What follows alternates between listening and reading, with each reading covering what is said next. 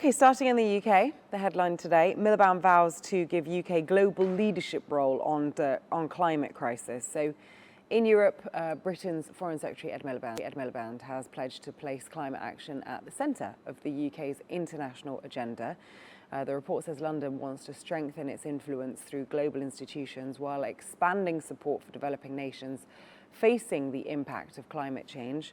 The front page, it's dominated there by a different story, and when it comes to the story that they're telling through the images, it's the massive wildfires near Bordeaux in France, where hundreds of thousands of people have been affected. Let's go to Australia next. The headline, Marles disarms Labour rift. So Australia's Defence Minister Richard Marles has sought to ease political tensions over the government's position on the Israel-Hamas conflict.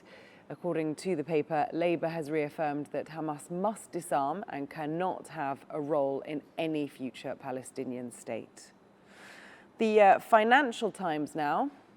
Biggest defence companies home in on startups for nimbler military tech. So global security and industry is what the Financial Times report is leading with.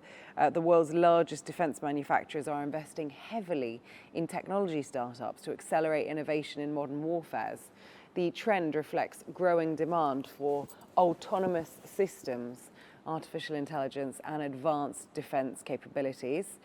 The report notes that recent geopolitical tensions, including the confrontation between the United States and Iran, has reinforced the importance of rapidly developing next-generation military technologies and making defence innovation one of the fastest growing investment sectors. To the China Daily next. Sri Lanka sees opportunities with China growth.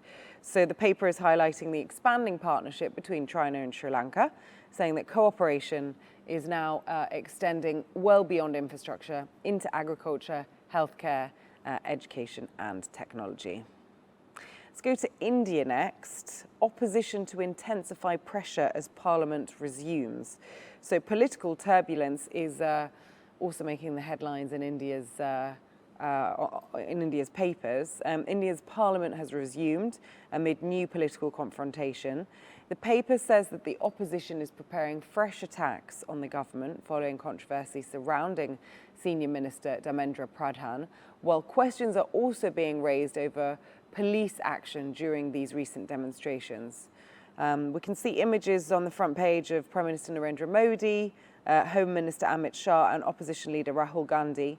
And this kind of reflects, I guess, the continuing political polarization and conflict as both the government and the opposition prepare for another intense parliamentary session. Bangladesh now. One breakdown exposes decades of energy mismanagement. So energy security and economic management remain central concerns across South Asia, and Bangladesh is facing a nationwide gas crisis after a fire at a floating LNG terminal disrupted supplies right across the country. The newspaper reports that households are struggling to cook in certain areas, industries are cutting production, and long queues have formed at CNG stations. So the front page photograph, it's a family cooking over a sort of traditional brick stove, illustrating the real human impact of the energy shortages and reminding us how infrastructure failures can very quickly affect everyday life and the economy, of course. Right, lastly, Pakistan. Nationwide deaths this monsoon cross 100. More rain likely in country's upper parts from the 29th of July. So Pakistan continues to battle intense monsoon season with the nationwide death toll now exceeding 100 people. That's according to disaster management authorities. Most fatalities have resulted from houses collapsing, flash floods, and people drowning. The front page image shows the rising water levels there beneath one of the major bridges in northern Pakistan, reflecting the scale of the flooding. And officials have warned that another spell of heavy rain is expected later this week, particularly in the country's northern and upper regions, urging people to remain cautious and follow the official safety advice from authorities.